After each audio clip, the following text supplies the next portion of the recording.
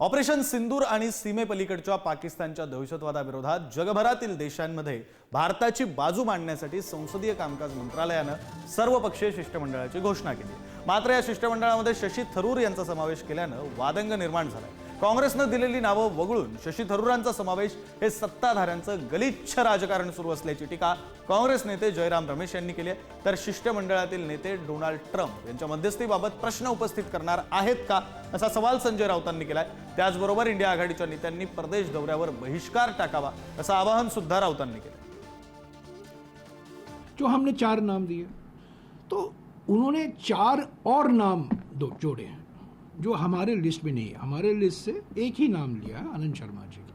मैं समझता हूं ये राजनीतिकरण हुआ है, ये सीधा नहीं करना होना चाहिए था, ईमानदारी से काम करना चाहिए। इंडिया ब्लॉकचे जे सदस्य झाले आहेत त्यांनी या वराडावर बहिष्कार टाकला पाहिजे। तुम्ही सरकारच्या ट्रॅपमध्ये सापडताय।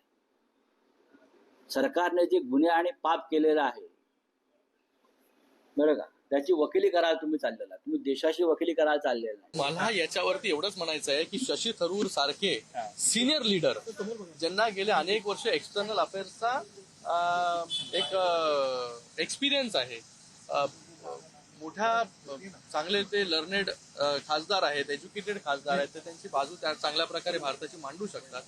मग त्यांना त्यांच्या मेंबर ऑफ पार्लमेंटवरती विश्वास नाही का?